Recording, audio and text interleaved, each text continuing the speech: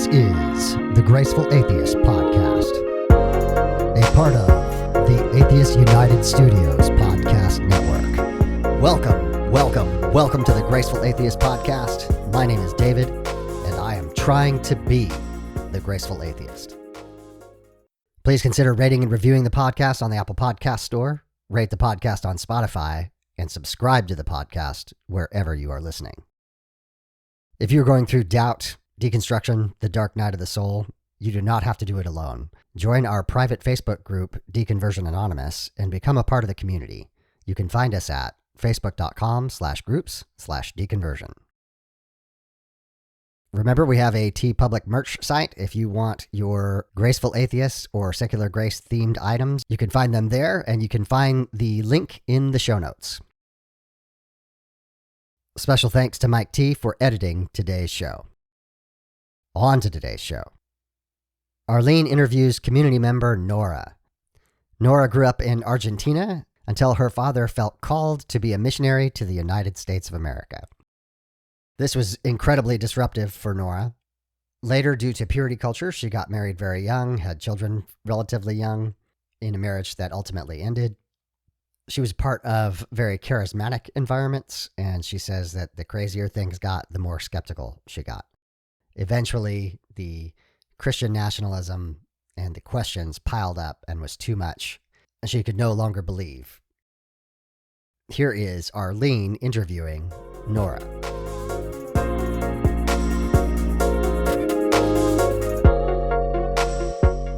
Nora, welcome to the Graceful Atheist Podcast. Thank you so much for having me. Yes, I'm excited. We have finally connected and we're going to make it work. Yes. You are a member of our private Facebook group, the Deconversion Anonymous Facebook group. And Yes. You have been a listener for how long? I'm going to guess 2019, I think is when I very started listening. Yes. Okay, well, that's fabulous. Well, I'm so excited that you are ready to tell your story. And how we always begin, tell us about the religious environment that you grew up in. Okay. So I am Argentinian. I was born and raised in Argentina. My background's a little bit different than most people's. My parents, let me go a little bit about my parents because it does affect my faith journey as well. My mom is the daughter of Italian immigrants, like a lot of Argentinians are. And we're 85% European. People don't know that. Oh, wow. So my mom was Baptist. Her father, when he moved to Argentina in I believe it's the 1930s, he, right off the boat, there was a Baptist pastor, Italian Baptist pastor, and he would welcome the immigrants in. And that's how he got him into the church. Okay. So, because most Italians are Catholic, but he converted when he moved to Argentina. And he had a girlfriend behind who was my grandmother. And she somehow converted at the same time as him in Italy. So he brought her to Argentina, and then they had their kids. So they raised their kids in a very, very strict, legalistic Baptist environment. My mom wasn't allowed to wear pants. She wasn't allowed to listen to secular music. She couldn't watch TV. She couldn't watch movies. She couldn't listen to secular music. So she grows up in this environment, right? And she's not happy about it. And she's the fifth child. Her siblings were all 10, 15 years older than her. Her parents were much older when they had her. They basically told her if they hadn't been Christians, they wouldn't have had her. So she has all this trauma. Yeah, she has all this trauma growing up. My dad, on the other hand, his mother was Italian as well. His father, English, but he grew up in a non-Christian home, just not religious home. He grew up speaking English, bilingual in his own house, but somehow when he's a teenager, his parents send him to church camp. I don't know why. They just do. And that's where he meets my mom. So my mom is attracted to my dad because he is more free-spirited, right? He doesn't have this religious, legalistic. My dad went to the movies. He went to the theater. We grew up in Argentina. Okay. It's a big city. So growing up in New York, He went to the opera. He did all these fun things. So my mom, wanting to get out of that environment, marries my dad. Young, of course. Mm-hmm. And so my parents were in a Baptist church together. But my dad was very open-minded, wanting to explore things. So apparently I was born, within a year. Apparently when I was a baby, they got kicked out of the Baptist church because my dad dared to pray for someone's healing. And the pastor pulled him aside and said, "You don't have the authority to do that. You're not a pastor. We don't believe in that." They got kicked out. Oh, wow. Okay. So they spent 3 years not going to church. I'm a baby, so I don't remember. So when they went back to the church, they got invited by a friend to go back. They didn't kind of want to. They spent those 3 years just, my mom was loving it, going to the theater, doing all the things she couldn't do as a child. So they got back into church, and now it's a charismatic church. So I have spent most of my Christian life in charismatic circles. So even though my mom was Baptist, I did not grow up in a Baptist church. I was always in a charismatic church. It started with some home church, and then my parents were very, very, they dove right back in. They're totally dedicated to the church. But my dad's able to explore the spiritual side of things, which he loved, the speaking in tongues, the laying on hands. He's always been just a curious person. He still is. The cool thing my parents did is that they did not indoctrinate me as a child at all. Because my mom's background, they did not want me to grow up as a kid, knowing about hell, all the things that a lot of the guests talk about. I had an amazing childhood. I was just a kid. I didn't know about hell. No one forced me to do the sinner's prayer. Nobody, my parents took me to church, but I actually could do whatever I wanted. I remember reading comic books, or they didn't want me to make that decision as a kid. They didn't think children should. That's also kind of typical in Argentina and evangelical circles there. They're not really about, homeschooling is not a thing. There are Christian schools, but it's rare. They don't indoctrinate their children from the very beginning. They believe that that's something you do later, right, as a teenager.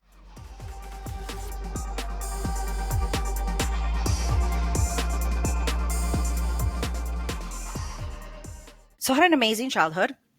In the last couple of years in Argentina, my parents, through some context, joined the Catholic charismatic movement, which was a big thing in the late 70s. I'm older. Mm-hmm. Okay, I'm in my 50s. And that was also an amazing experience because Catholics are not as legalistic either, especially when they've been, in a traditional Catholic church, and now they come into the charismatic side of things. It's like they're discovering Jesus, and they like the praise and worship, and they're happy people, but they still drink and they swear, and they're normal people.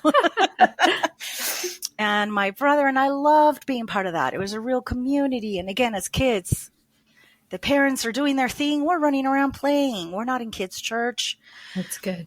But my dad, in that movement, the last couple of years, he started preaching a lot on the weekends. Okay, so he had a business. He had a company that recorded cassettes and tapes a long time ago. Mm-hmm. Very successful. And on the weekends, he would preach. So he fell in love with preaching, right? And then he met American missionaries, and he met people, prophetic people, and they told him that he had to come to America to be a missionary here. Ah, that's interesting. Yes, yeah. Right? How ridiculous, right? But just as a background, my dad, because of his company, used to go to America all the time, and he loved it, right? He just loved it here. He bought a lot of equipment for his company. So how much was God? How much was his own life for America? Interesting. To this day, I think it's his love for America. But so one day we were going to move to the U.S., and give up everything to be missionaries. So at the age of 12, I was 1980, my parents sold everything. He sold his business, the house. I don't even have anything from my childhood. And that's when my life turned upside down. So they took us to America. I was 12 years old. We moved to California. I don't recommend it to anyone. Moving to another country, not knowing anyone, it was the hardest thing. Yeah. My dad didn't have the support of a church. He went on his own. Like, he just did it on his own dime. Right. And we had a tourist visa, and he just thought God would work it out. Yeah. Yeah. Oh. So we land in the only place he knows, which is California, because he used to do a lot of business there. His business contacts said, you're on your own, buddy, right? We don't have a church or anything. So he tries to figure it out, and he tries to go where he was comfortable, which is the Catholic charismatic thing. He found a couple churches. They were mostly Mexican. I hated it. I wanted nothing to do with church at this point. The culture shock was so hard. Our family it was a hard time for our family. My mom fell into a deep depression. She didn't speak the language. I'm thrown into, going to school, trying to adapt while my parents are basically checked out because their entire life was about the ministry and trying to figure that out, get that off the ground, right? And because he doesn't know anything about immigration, he just overstayed our visa. So we were undocumented, essentially. Oh, no. Yeah. And because he sold everything, we can't go back. And once you're undocumented, you can't go back either because you cannot come back in. So we're stuck in limbo. We don't have, the ministry's not working great for him. And somehow, a couple years into it, he hooks up with a church, an American church, where the senior pastor had been a missionary to Argentina through a friend. So they welcomed us in. So this age, I think I'm around like 14 or so. So I'm still trying to adapt to middle school in America, trying to make friends, missing my country, missing my huge Italian family that was really loving, my entire life back there. I missed everything about it. So my dad, through this church, got a bit of sponsorship, not financial. Apparently my dad had made a lot of money because he lived off of this savings for a good 10 years. I didn't even know. I just knew, we had a place to live. So he gets support from this church. Okay. And what I mean by that is that they give him the fellowship hall to start his own ministry. So this is what he thinks he's being called to, right? So he starts a Hispanic ministry in Spanish. He's still there to this day. It's been 40 years. Oh, wow. He's still there. And aside from that, this entire ministry that he'd built is really like 30 people. Like it's really ironic that he turned our entire lives upside down for like a little group of people, that 30 people, all our lives upside down.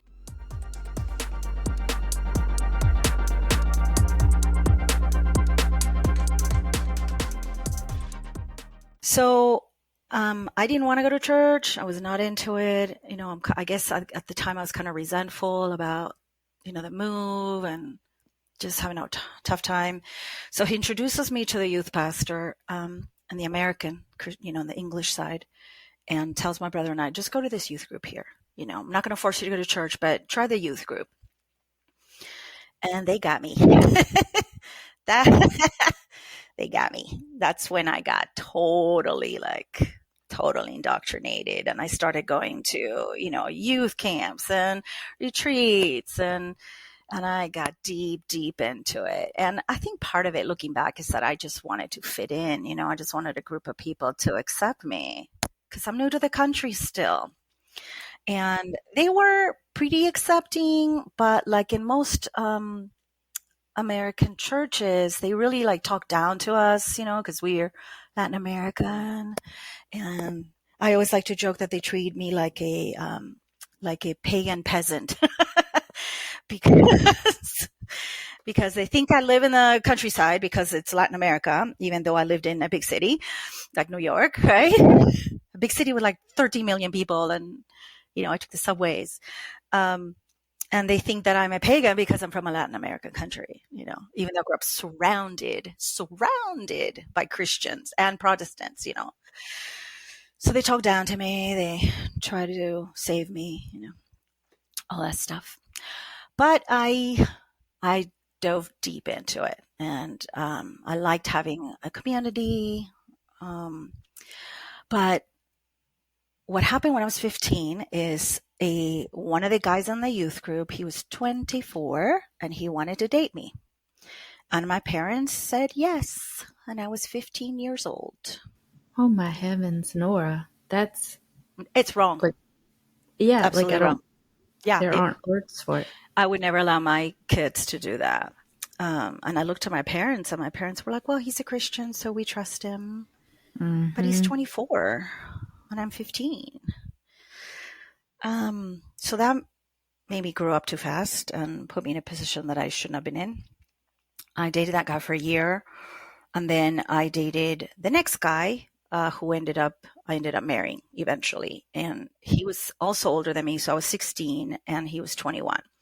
And he was in the worship team, and he was cool, and he was fun and talented, and he was interested in learning Spanish. So I ended up dating him. And things were not great from the beginning. He pressured me into having sex right away. So I'm 16 years old. I'm having sex with an older man. I'm in church. The guilt is killing me. Yes. Killing me. I mean, my entire life revolved around me repenting and crying to God and saying it's not going to happen again. But, looking back, I'm a child. I mean, how can I blame myself? I'm a child. He's much older than me. And I have to keep this big secret, right? And I can't tell anybody at church. Can't tell my parents. Come to find out many years later, this was a pattern for him. And he had done it to other women. And the senior pastor knew, and he had told my dad, and my dad did not do anything about it either.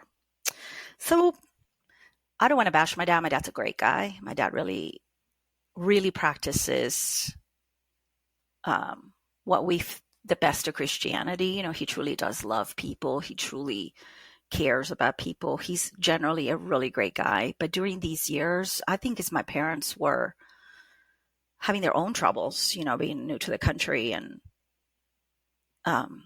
they just, I don't know what to say. They just were not parenting me. That's all I can say. So obviously I'm still in the church. I'm dealing with all this guilt and shame, and it's just such a huge problem. So how do we solve that? We get married, right? So I got married at 20 and I didn't go to college because, again, my parents didn't know what to do.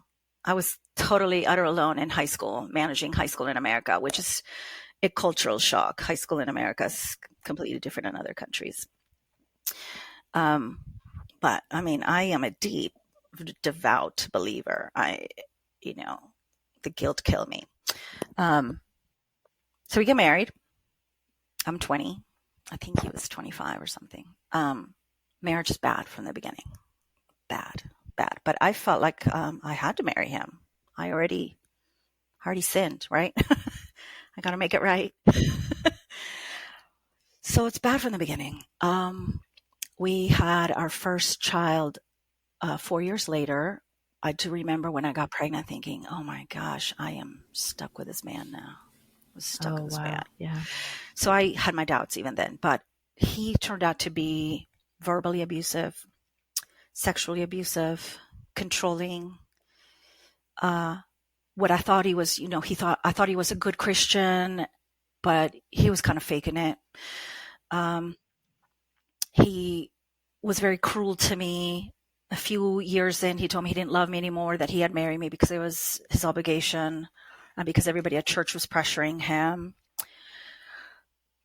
But of course, I'm married for life, I'm a Christian. I I'm They don't married for give you life. any options. No, Divorce is sinful. Yeah. exactly. Divorce is sinful. I'm committed. I'm going to make it work.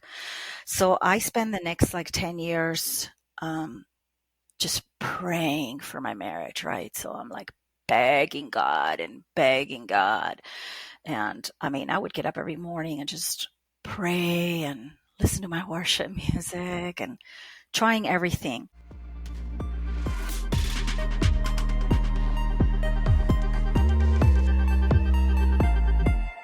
And then we got involved. We're still going to church.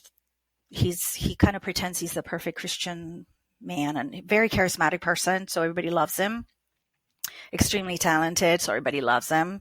So pastors overlook any flaws because he's an amazing guitar player. Mm-hmm. And they He's need useful. him. He's useful. Yeah. Mm-hmm. So we're in this church, and at this time, through a long series, I left that church where I was a teenager, where we met, and we went to a bigger charismatic church, and then we ended up in a church where we were at for about 7 years. And in this church, he's in the worship team.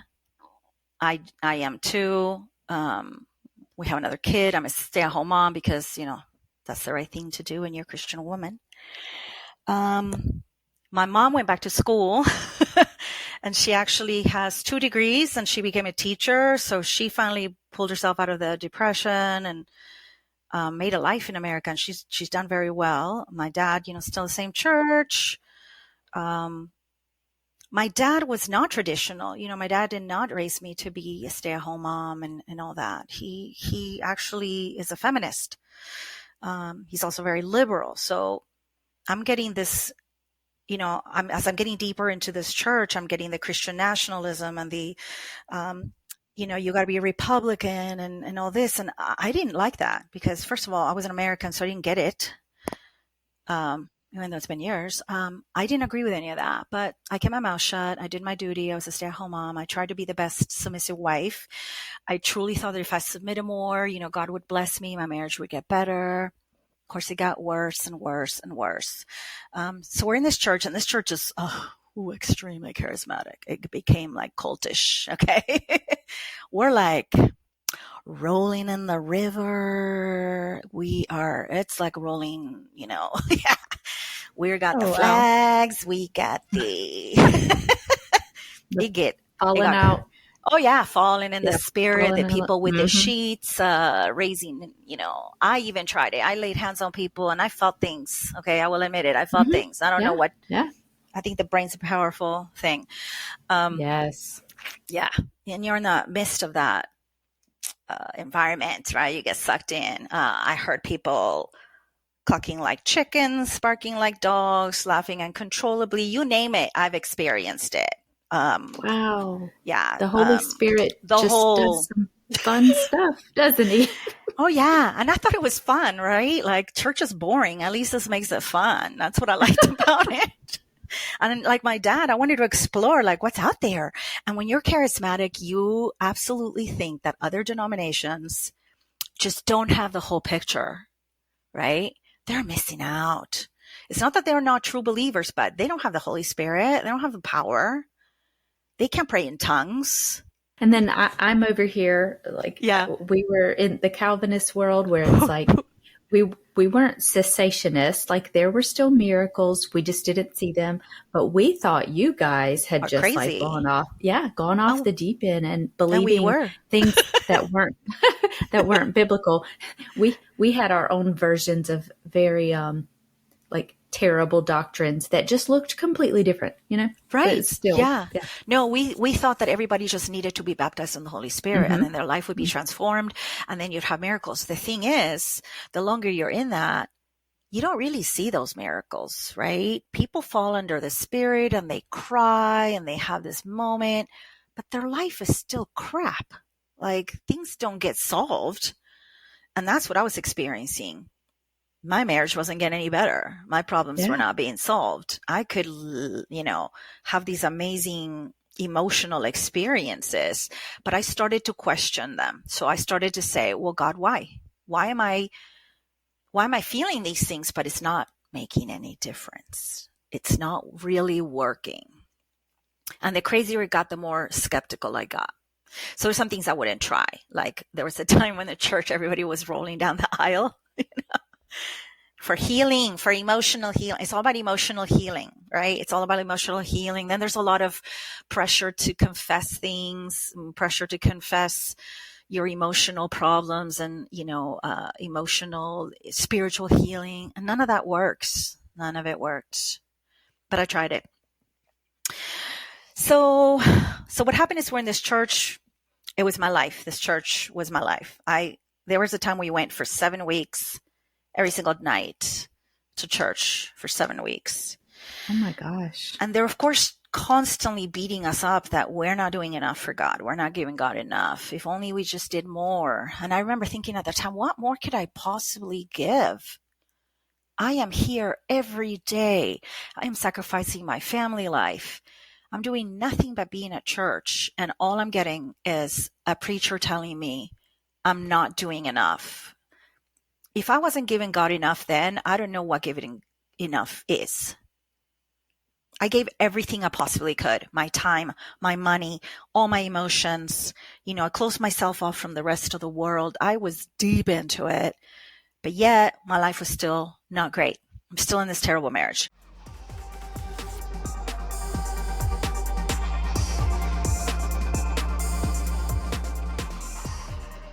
So it all blows up when my then husband, has an affair with my best friend. Yeah. And I find out I had this feeling, right? I have this feeling, but again, you're told to ignore your feelings, right? Ignore your intuition, ignore what your inner self is telling you. For some reason, I decided to give in and listen to that. And I had him followed, and I found him in my friend's house. This friend was using all the information that I was giving her about my marriage and using it to get to him. And so I would complain about how sad I was, how my husband didn't love me. She'd go to him. Anyways, they had this secret relationship. Oh, I'm so sorry. Which wasn't the worst that happened to me. It actually, in a way, it was the way I got out of that, way I got out of that bad marriage. So she kind of did me a favor in a way, but going through was horrible, as you can imagine. The church, what do? Obviously the worst they could possibly do. They call me in for counseling and they tell me I have to stick it out with him because it's the right thing to do. And they called him in, and he was in the worship team, right? So they called him in, and the discipline was, well, you're going to be off the worship team for a couple of weeks. That's like at school, you just get in a little bit of trouble for this huge thing that I don't even. Yeah. And the worst part is they told me not to tell my parents because they didn't want me to taint my parents' relationship with my husband. So I can't tell anybody.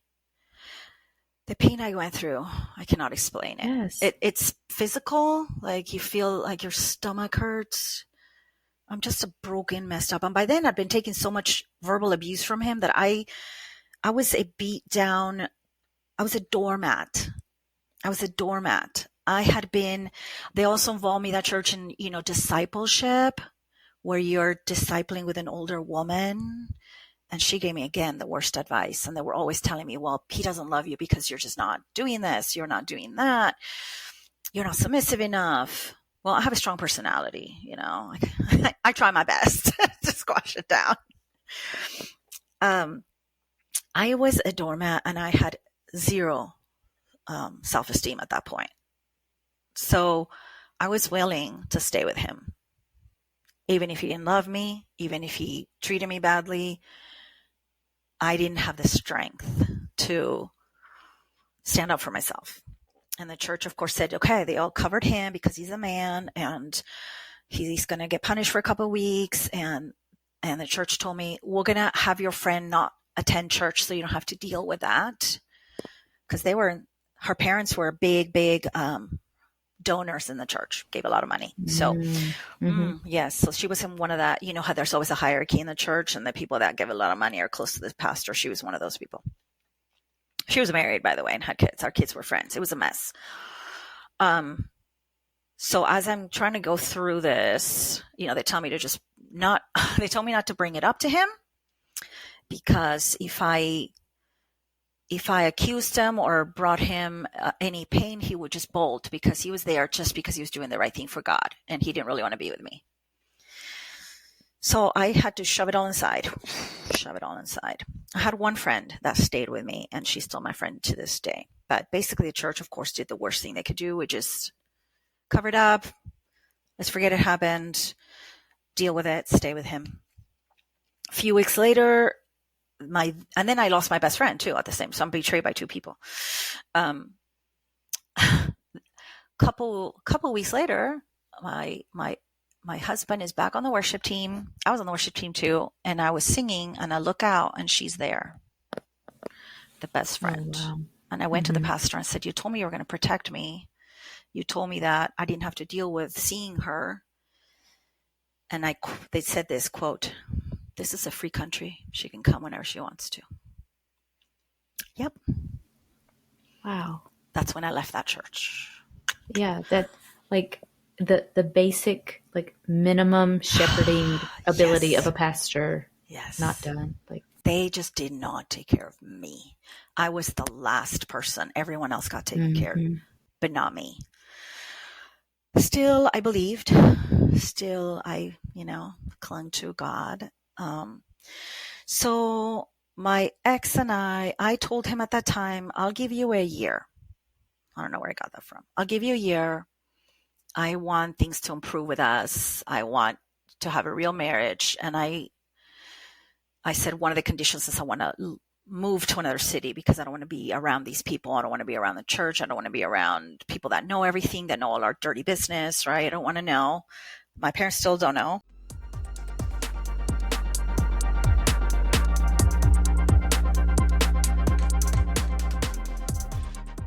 So we moved to Colorado. So this whole time I was living in California, right? We moved to Colorado, and we bought a big house, and I kind of kept myself busy with this house, getting my kids in schools, and kind of distracting myself. Again, I'm not dealing with it. I'm just shoving it under the rug, right? And, we went to church. We never got as involved as before, but we would go. I still 100% was clinging to God, and, he was everything to me. So the year passes and nothing really changes. My husband and I he's just distant. He's working from home, and I noticed that he was spending all his time online, after work, all night. And so I started investigating, and that's when I found out that, so we're talking 3 years later. So instead of a year, I gave him 3. I found out that he was involved with women online. So he was doing horrible things with cameras, with women. Okay. Gotcha. Ooh, it got really ugly. And that's when I discovered a whole world that I didn't even know existed out there. And yeah, I kind of became a private investigator. I guess I started to feel stronger, and I got a woman to spy on him. I got him to admit all kinds of things. And I found out that this problem I knew the tip of the iceberg. He'd been doing this kind of stuff forever. He had been with other women. I mean, just a huge mess. And I went to New York with a couple girlfriends, and I remember being there and thinking, I can't do this anymore. I just can't be married to this man anymore. And my plan all along, because I felt so bad, like divorce was so wrong, right? It's a sin. My plan all along was I was going to wait till my kids were grown and out of the house, and then I was going to leave and take my chances with God, right? If he hates me, he hates me. But my kids at the time were like 7 and 11, I believe. I have 2 girls. That's a long time to wait. Yeah. So I stayed in the marriage about 16 years, really bad. Right. It was a long time to wait. I can't make it. I can't. And I really, truly felt like I am going to lose my mind. My kids are not going to have a mother either, because I really felt like I'm going to have a psychological breakdown. I just can't take any more of this. I can't do it. So I decided to tell him I want a divorce. Took every bit of strength in me. Again, at this time, is God there for me? No. I had to save myself, right? And the Christian friends that I still had were like, don't divorce him. God can heal your marriage. Don't give up. Oh, gosh. And at this point, I just said, you know what? I'd rather be divorced and be in sin. I just, I decided that that's what I was going to do. I'm just going to be in sin and deal with it. So I asked him for divorce. His reaction was, okay, I don't care. Didn't try to fight for it, didn't care. I mean, he'd long been checked out of the marriage. And he denied everything. I had proof. I had printed scripts of what he had done. I had proof. That's it. So he goes, okay. So we actually had to live together for a whole year. He lived in the basement. We had to sell the house. I decided I wanted to move back to California to be near some kind of family. My brother, my parents were in California. I'm like, I'm not going to be stuck here in Colorado where I have no support, being a divorced single mom. And I hadn't gone to college. I hadn't worked in years. I had no income. Yeah. So I had to figure all that stuff out. And I don't know how, but I did it on my own. I pulled up the strength. I did it 100%. I can say for sure God was not there for me. Not emotionally, not spiritually, obviously not practically. I had to somehow pull it together. So we sold the house. I moved back to California. I took my kids with me. He actually followed me to California. And then I spent the next 10 years being a single mom and working. Back to work. I was a retail manager. I went back to college. I had to deal with my ex and the kids and life. It was rough. But I made it. I'm still believing at this point, 100% believing, but I was uncomfortable going to church. And the reason for that is because I attempted it a few times. And when you're a single mother, when you're a divorced woman going to church, the crap you get from people. People would pray for me that my marriage would be restored. I'm like, no, thank you. Don't pray for me. Do not pray for me. I told multiple people that. Then, the divorced men were interested in dating me. I was just like, it was icky. I'm like, being a divorced woman in church, I don't recommend it either. So I didn't feel comfortable. So I kind of stopped going. Still 100% believed in God, 100% believed in everything, Jesus, everything. I just felt like I couldn't ask God for anything because I was already divorced and in sin. So he didn't, God was not on my side. So I stopped asking for things. I would pray for other people, but I wouldn't pray for myself anymore. Plus it didn't work and I didn't put the two and two together, right? So I would pray for people, I would believe, but I just could not be in church, number one. And then I could not ask for me because I felt like, well, God doesn't love me. I'm in sin anyway. So I'm a divorced woman. So, no intention of getting married again, but I reconnected with somebody from that church where the whole mess happened, where my ex-husband was, all that. I reconnected with the worship leader who was divorced himself. And we had a lot in common, right? Because we'd both gone through that crazy cultist church. And he had been the worship pastor. And I'm like, what? You're divorced? We met up. So 15 years later, we struck up a friendship. And then we got married 9 months later. So, oh, wow. Yeah. So married to an ex-pastor. So we're married 11 years.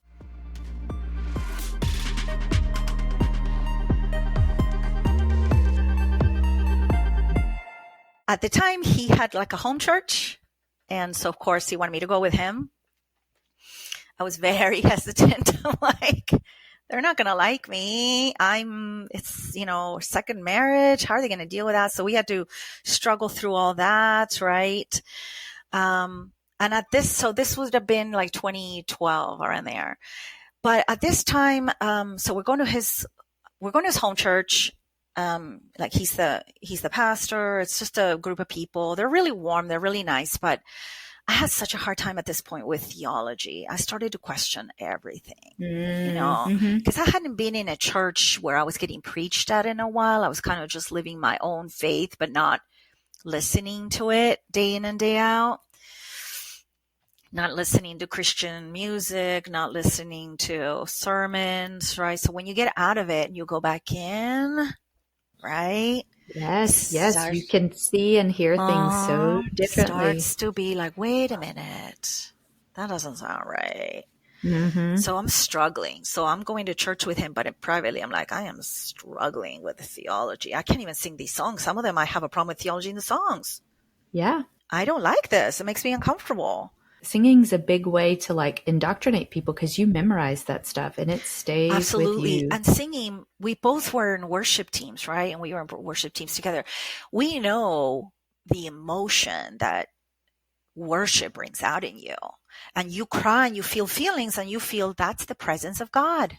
Yeah. And you tell yourself that's God's presence. So I can't deny it. I have my doubts about God, but I feel his presence. The charismatics are all about the presence and the feelings, right? The feelings. So I was still like, well, okay, I have my doubts, but I feel it. So it must be true still. But I started questioning things. And as we were in that church, I just really started diving into what do I believe and why do I believe it? And the first thing that went for me was hell. I just couldn't believe in hell anymore.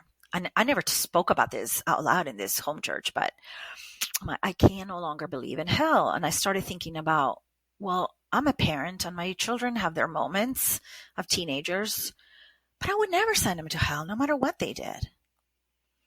And I started thinking, if I'm a better parent than God, right? Yes. That was a big for me. How can I be a better parent than God? Doesn't make sense. And of course, you start asking one question and then leads to another question. So for the first time in my life, I'm married again. My life is more stable. I'm not dealing with a bad marriage anymore. I'm not in survival mode because so much of my life was survival mode. And I think that allowed me the space to start really questioning things. And luckily, I'm married to someone who also was questioning things. So we absolutely went on this journey together. Oh, that's wonderful. That does not happen often. So that's, I know. Yeah. It was we're each other's best friend. We start bouncing off each other. And he'd been a pastor. He went to seminary. I would question him about the Bible. I'm like, did you learn about this in seminary? Did they tell you that? So we really, really deconstructed together. Okay. He basically, I'm going to say from 2012, I'm going to say by 2016 or so, he's fully atheist. Fully atheist. I know. And I had a harder time getting to that point. It was slower for me. But I started reading books. I started reading Rachel Held Evans was a huge influence on me. Yes. Yeah, she was part of my deconstruction. I didn't know it at the time, but yeah. Me neither. Books. Yeah, I started reading the book because for me, it was a matter of I can't believe American evangelicalism the way it's presented to me anymore. Yes. I got to that point, right? So I guess I did go through the progressive Christian, right? And I wanted to find a faith that I could work with, that I could, that was accepting of, queer people, that was open to women being in leadership positions. I'd always been a feminist secretly in church, which was hard. I've always been a feminist. I remember fighting with God that I don't want to be a housewife. Why did you give me a brain if I have to just change diapers? I want to do more with my life. Why? This is unfair. Why do I care about other things? I always was curious. I wanted to learn. It was so hard for me. Anyways, so this time Rachel Held Evans was great.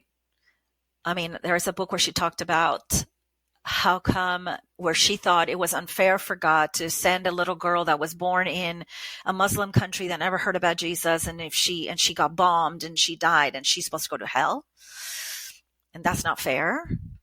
And that just again blew my mind. So from there I went to Rob Bell, went to book after book after book. And in of course 2016 happens, Trump.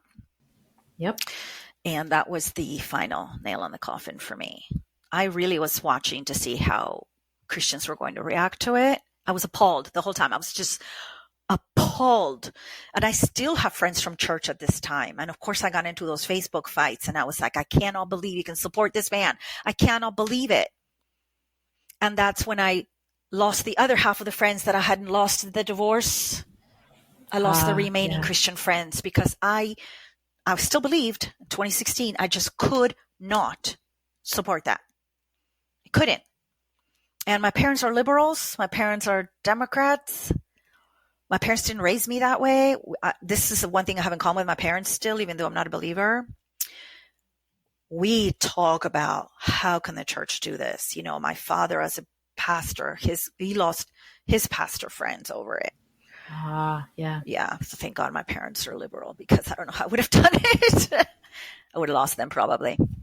Yes, that's incredibly difficult. I have found my family is not super devoutly religious. They're just kind of like go to church religious. But when we were Christians and voting Democrat and being very like anti-police brutality, anti-white supremacy, that was much more difficult for them than when we became atheists and agnostic. Yes. And I was like, well, at least I can see the true God here, like the real thing that's worshipped. But continue. Yes. So my parents, you know, my husband, my kids, by the way, tangent, I sent them to Christian schools and neither one of them is a believer. Oh, wow. My older one literally lost her faith in Christian high school. She is very smart, very analytical, very logical. And the more she got into Bible studies, she was like, this doesn't make sense to me. I can't believe it anymore. Both of my kids stopped believing before I did. And I remember feeling like, oh no, my children are going to go to hell. Right? And then I stopped believing in hell. But yeah, 2016 was the final. It was horrific to me. Just watching the church, I felt betrayed. I felt lied to. I felt like everything they told me that they stood for didn't matter. They were willing to throw it all away. And I felt like deceived. And for me, it was the last straw. You know, it's just I can't believe in a God that would allow his people who are supposed to represent him, who are supposed, especially the Holy Spirit is supposed to convict you of sin. The Holy Spirit is supposed to guide you. You're supposed to be the best people on earth because you have the Holy Spirit. Mm-hmm. And the same, I saw my old pastors, I saw old friends just totally turn and go down this rabbit hole. And I'm like, okay, I can't believe in God.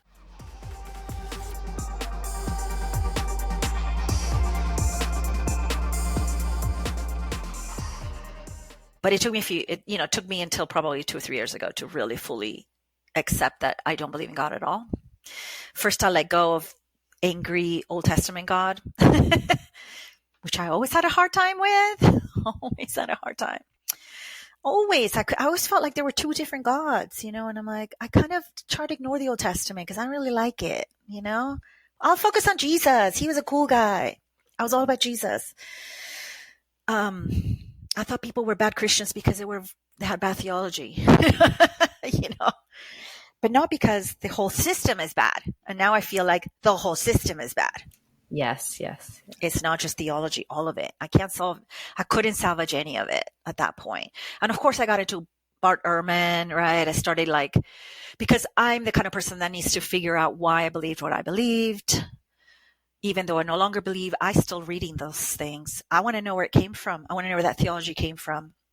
It's fascinating. Yeah. It is. And I started to read the history of the church, of the Catholic Church. I swallowed a book of it took me a year, 1,000 years of church history. Wow. History of evangelicals in America. Ooh, that was something. Then, of course, I got into Jesus on John Wayne, power worshipers, all of that stuff. And how did I find that stuff? I found it by first Twitter. I got into ex-evangelical Twitter, and I think that's where I found this podcast. I think I found David there just in conversations, and that really helped me. And then I started listening to this podcast, and I have to say that when I started listening, I was still probably believed in God, but I wasn't sure anymore. So we moved to Las Vegas in 2019. We moved here just for economic reasons. I love California. My family's still there, but our kids are everywhere. We have 6 kids and they're all over the country. So at that point, everywhere. At that point, it didn't matter where we lived. So we moved I live in Henderson, which is south of Las Vegas, very quiet community. My husband's a teacher now. He's been teaching for 10 years. He teaches science. Ooh, nice. So he had to rethink everything that he used to believe too, right? He went back to college, learned, got a master's in education. I have a great job. I work in a nonprofit that helps people with vocational training so that they can get jobs. And we work with the poorest of the poor and immigrants and people who've come out of prison and who've come out of drug addiction. And I feel like I'm actually doing what I wanted to do when I was at church. And it's much more effective. Church never did what we're doing. I'm actually making a difference in people's lives. And it's very fulfilling, and God has nothing to do with it. Crazy. Yes. Amazing. You can actually help people without God. Because I had all these crazy beliefs. My mom had completely told me that good things happen to you because you follow God, bad things happen to you because you don't. Right? And that made so black and white. It was so black and white. She still believes that way. She still does. And it's really hard. Yeah. I still can't have conversations with her about it. Yeah. But anyways, I started listening to this podcast, and I have to say it helped me so much. I love the stories. I love people's stories. Yes. I love them. And the more I listen to it, the more. So when I moved to Vegas, I started listening to it on my commute to work, and I was like, oh, wow, that's how I feel. Oh, wow, that's how I feel. Oh, so little by little by little, I lost all of it. I've given up all of it. We are not out to our families. Oh, We're not. My dad, it would break his heart. He's 81 years old. We've been in America 43 years. He's still clinging to his, God brought me here. I have a hard time with that because I didn't want to come here. Obviously, I can't leave now. I have American children. I have a whole life here. But I still, especially now that I don't believe in God anymore, He turned our lives upside down to bring us to a country I didn't want to be in because of a prophecy, right? And it didn't even turn out that great for him. He lost everything. He's 81 years old. He still has to pastor because he needs the income. My mom had to support them teaching.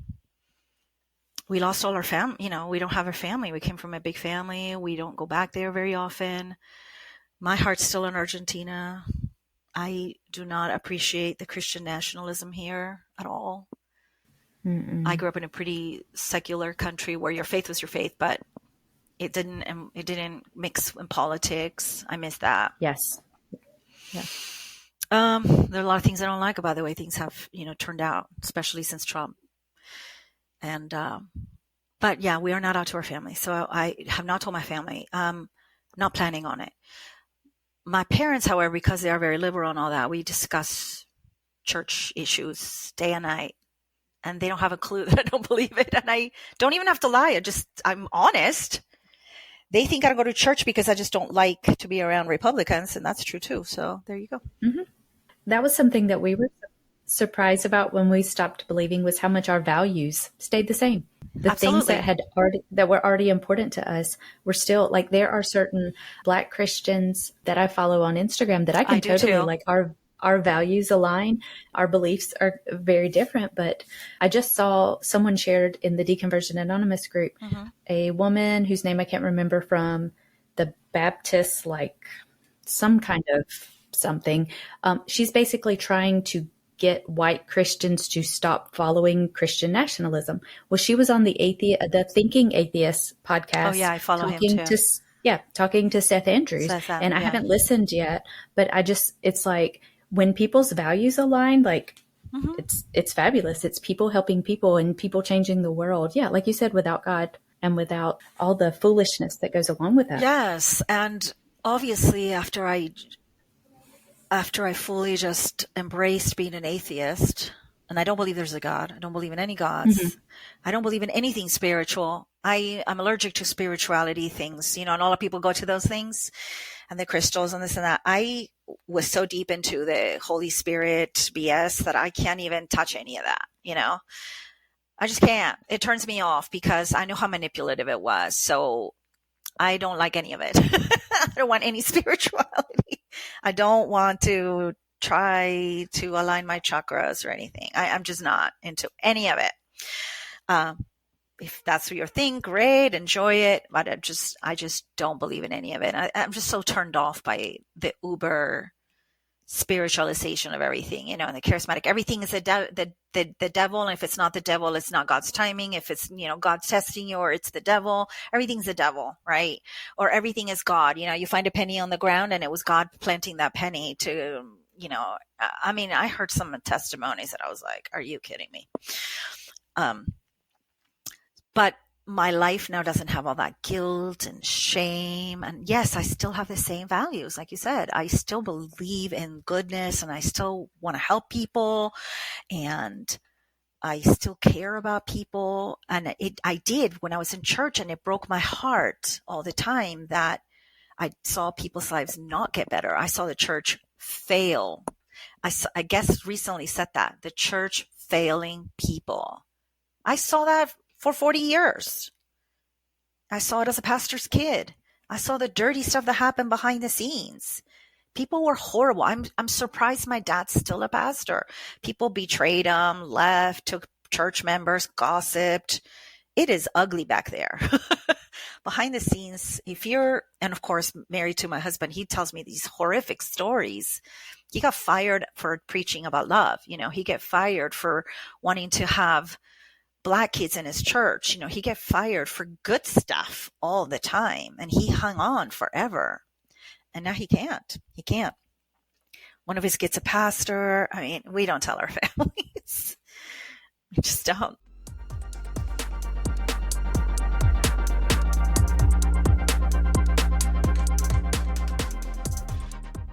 I no longer have any church friends except for the one that stayed with me through that divorce. And everybody else is gone from my life. And then I've had to make new friends, and again, I found people outside the church to be kinder. I hated that idea of the unchurched, the unsaved, or the lost. Oh, I hate calling people the lost. They're not lost. They're not lost. And nobody needs to hear about Jesus. Everybody's heard about him. I just laugh at that. Please. Yes. In some form or fashion, people have heard about Jesus. The entire Western, especially in the United States. Exactly. Yes. The entire Western Hemisphere. By the way, Latin America, they've all heard about Jesus. Mm-hmm. They don't need. One thing I have to say, I do not like mission trips. The irony of my father bringing me here as a missionary, right? But my brother says he's a missionary kid. I guess I am, but I don't like mission trips. I think it's insulting to the locals. I was involved in a couple of times with people that went to Argentina and took people, Argentina's full of Christians. There's a million churches. They have their own pastors there. You don't need to go. You don't need to go. We also went to Rome a few years ago and were blown away by the Catholic Church and where all the theology comes from, right? It was like eye-opening. How my dad likes to say, my dad's funny. My dad likes to say that American Christians think there are two countries in the Bible, America and Israel, and nobody else exists. And that America is like literally descends from Israel, right? We have nothing to do with it. We have nothing to do with Israel. Nothing. No, nothing in common with that country. Nora, thank you so much for sharing your story. This has been so much fun. You told it so beautifully. Oh, thank you. Is there anything I should have asked that I haven't, that you wanted to talk about? We have a few more minutes. I don't think so. I mean, I just wanted to say about the missionaries. I know it's just a big pet peeve of mine, especially short-term missions. I really feel that people do it to make themselves feel better and think that they're doing something. But it's really hurting locals. It's really disrespectful to other cultures. I experienced it myself, where Christians would talk down to me in America. They look at me and they think that I'm magically brown because I come from another country, and I'm 75% Italian, but I'm Latin American, so I must be brown and I must be indigenous and I must be, ignorant of Jesus and all this stuff. And I've had that kind of prejudice happen to me a lot. So, I know that people that listen to this podcast are all cool and understand that. But if there's anything I want them to know is, if you meet people from other countries, talk to them. Don't assume they don't. Talk down to them. Just don't talk down to them, please. And if they don't speak English, talk to them. Well, it's because we're bilingual, okay? Mm-hmm. I speak two languages. It's not because we can't hear you. It's because we're bilingual. My heart is for immigrants because I went through it. I went through a horrific immigration story. That's a whole other story. But be kind to immigrants. Most of them, and I work with them every day, most of them are normal people who just want to have a life. And that also disgusted me about the church, the treatment of immigrants, just even when I was in it, just disgusting. We're not stupider or less intelligent or backwards. We do have toilet paper, in our countries. I've been asked a million things. I was asked if I had TV. I was asked if I had TV. I was asked if I lived in an igloo. I was asked all kinds of things by Christians. Ugh. Anyways. Even though I'm no longer part of white American Christianity, I'm like, I am so sorry that they continue to do that. Yes, they continue to do that. Yeah. Okay. Do you have recommendations? You've mentioned multiple books, but what are you right now? Bart Ehrman is my life. I need someone to explain to me why I believe what I believed. I know why should I care at this point, but I do. My brain needs it. Love his books. I feel like they're understandable, even though he's so smart and educated. Love his books. This podcast, of course, thanks to this podcast, I've recently gotten into Mega, that comedy one. And I'm laughing so hard. It's so good for the soul. I'm glad. That's fantastic. My husband and I, who've both been in church, ministries, we laugh so hard. We love that. Just a lot of, I would say, I guess Bart Ehrman is my main guy. And I listen to Seth Andrews too. And I've read his books as well. And I've gotten a lot from the people in this community. Anytime somebody suggests something, thank you, everyone. And thank you to everyone because your stories did make a difference in my life. And I am free now. And life makes more sense outside the church. Yes, all of it. Does. Yes. The bad people, the good people, human behavior, all of it makes more sense. Because I used to be like, why? It makes more sense. I love it. Nora, again, thank you so much. This was wonderful. Thank you so much for being on the podcast. Thank you.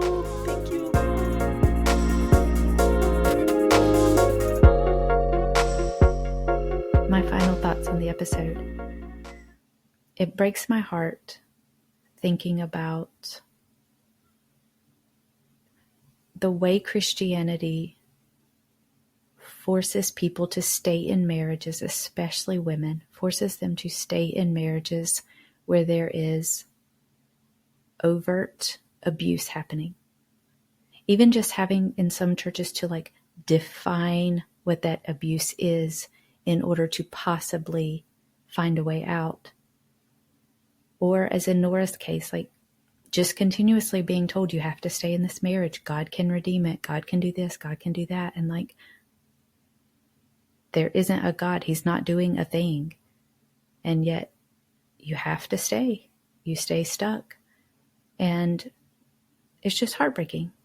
So many marriages are like that. So many marriages where people are just having to continue to stay in an abusive place because they're convinced that the God of the universe wants this for them or that he's going to do something about it. And when a God has said something, you're not supposed to argue with it. And that breaks my heart. Another thing that she mentioned that I had not thought about until she said it, she talked about how being part of the charismatic church is all about feelings, about having that experience with God, the music, the emotion. And at the same time, you don't trust your feelings. You don't trust your intuition. You don't trust that gut feeling that tells you something's not right. So out of one side of their mouth, to use a little Bible phrase. They're like, it's all about emotion. It's all about that experience. And on the other side, it's like, but if this feeling perhaps causes any doubt, then don't trust it. And like, how do you live in that? How do you live in, my religion is telling me it's all about experience and emotion. And at the same time, I should not trust my emotions. It's just thing after thing of cognitive dissonance that we have to figure out how it works. And I'm so thankful, Nora, that you told your story, that you were willing to come on here and share everything, and you told it so beautifully. And I'm glad we made it work. Thanks so much for being on the podcast again. The Secular Grace thought of the week is trust yourself, trust your instincts. This theme has come up with a few guests recently, including Nora, maybe particularly for women, but all of us who lived in the bubble of Christianity were taught to not trust ourselves, to not trust our gut instincts, that somehow trusting our intellect and our instincts would lead us astray. And that is hard to get over. But on this side of deconstruction and deconversion, to trust your instincts, to trust your own intellect, even when there are those who disagree. My church experience was similar to Nora's in that it was very charismatic, and that the more that things were emotional and demonstrative, the more doubt that I had. But it took me years to trust that instinct and to recognize that it was because it was just humans being humans and not because of some spiritual entity. Trust yourself. Next week, I interviewed community member Jordan. You won't want to miss that conversation. Until then, my name is David, and I am trying to be the graceful atheist. Join me and be graceful human beings. The beat is called Waves by Mackay Beats. If you want to get in touch with me to be a guest on the show, email me at gracefulatheist@gmail.com. For blog posts, quotes, recommendations, and full episode transcripts, head over to gracefulatheist.com. This is the Graceful Atheist Podcast, a part of the Atheist United Studios podcast network.